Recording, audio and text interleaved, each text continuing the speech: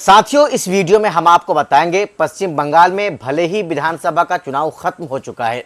लेकिन पश्चिम बंगाल में MIM party को हार का भी सामना करना पड़ा है। लेकिन उस हार के बाद भी गम में नहीं गए हैं एमआईएम पार्टी या एमआईएम पार्टी के चाहने वाले। हालांकि पश्चिम बंगाल के गम को भुलाकर एमआईएम पार्टी की पूरी टीम, उत्तर प्रदेश की जो टीम है वो उत्तर प्रदेश की तैयारी में लग चुके हैं। यानी अगले साल 2027 में उत्तर प्रदेश में विधानसभा का चुनाव होना है और उस विधानसभा चुनाव में इस बार लगभग एआईएमआईएम पार्टी तकरीबन 150 से ज्यादा सीटों पर चुनाव लड़ने की तैयारी कर रही है। हालांकि वहां पर एमआईएम पार्टी कितनी सीटों पर चुनाव लड़ेंगे नहीं लड़ेंगे ये बाद वाली बात है, लेकिन अभी जो लेटेस्ट न्यूज़ है, लेटेस्ट जो बात है, खबर है, वो ये है कि एमआईएम पार्टी में या एमआईएम पार्टी की तरफ से उनके जो चाहने वाले हैं, उनके जो जिला अध्यक्ष हैं, उनके जो प्रखंड अध्यक्ष हैं, उन तमामों की तरफ से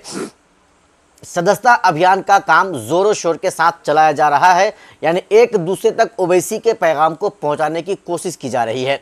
जो सदस्यता अभियान चलाया जा रहा है, जिसमें एमआईएम पार्टी के कुछ नेता मौजूद हुआ करते हैं और एमआईएम पार्टी के नेताओं की तरफ से वहां पर भाषण यानी स्पीच दिया जाता है, लोगों तक ओवैसी की बातों को पहुंचाया जाता है और फिर 2027 में होने वाले विधानसभा के चुनाव को लेकर के लोगों के सामने या लोगों के पास अपनी जो उनकी राय है वो रखते हैं। साथियों, मैं आपको बताऊं, उत्तर प्रदेश का एक बहुत बड़ा डॉक्टर, हालांकि एमबीबीएस एमडी हैं, वो आज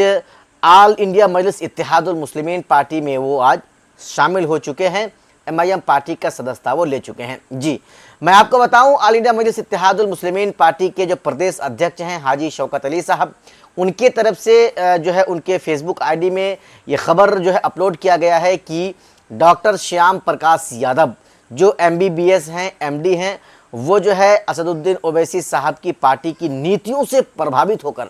यानी ओवैसी साहब की जो पार्टी है एआईएमआईएम, उस पार्टी की जो नीति है, उसका जो एजेंडा है, उसका जो मैनिफेस्टो है, उन तमाम चीज़ों को देखकर या उनका जो कार्यकाल है, उनका जो काम करने का तरीका है, इन तमाम चीज़ों को, इन सारी चीज़ों को देखकर वो इंस्पायर हुए पहले और उसके बाद एआईएमआईएम पार्टी में वो शामिल हो चुके हैं। ये तस्वीर है जो हम आपको दिखा रहे हैं, ये है असदुद्दीन ओवैसी साहब का प्रदेश अध्यक्ष उत्तर प्रदेश का हाजी शौकत अली साहब। मैं आपको बताऊं दोस्तों, उत्तर प्रदेश में जब 2022 में विधानसभा का चुनाव हुआ था, उस विधानसभा के चुनाव में एमआईएम पार्टी को कामयाबी तो नहीं मिली थी, ये तो सच है, लेकिन एमआईएम पार्टी की तरफ से जो वहां पर मेहनतें की गई थी, जो कोशिश की गई थी, वो किसी चीज़ से कम भी नहीं थी। क्योंकि आप जानते हैं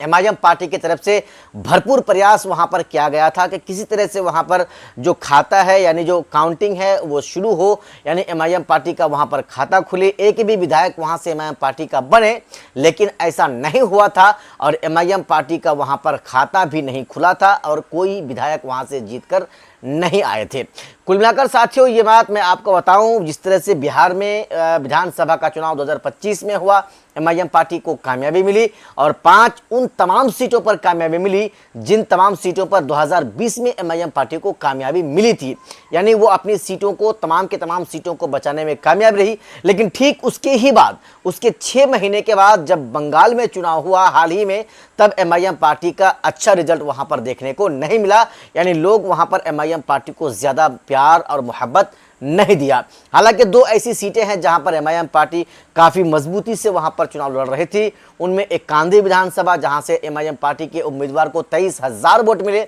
और दूसरा इमरान सोलंकी साहब जो प्रदेश अध्यक्ष हैं बंगाल के, वो जहां से चुनाव लड़ रहे थे रघुनाथगंज विधानसभा में, वहां से भी एमआईएम पार्टी को ठीक ठाक मिला जुलकर 6,000 के आसपास वोट मिला। तो कुल मिलाकर दोस्तों, ये बात अलग है कि एमआईएम पार्टी वहां पर हार चुकी है, सदमे में तो है ही, लेकिन एमआईएम पार्टी का एक वसूल है, चुनाव हारने के बाद भी वो हिम्मत से नहीं हारते, वो दिल से नहीं हारते और अपने जो काम है उस काम में वो लगातार लगे रहते हैं, जमे रहते हैं। ये चीज़ जो है आज हमें और आपको देखने को मिल रहा है।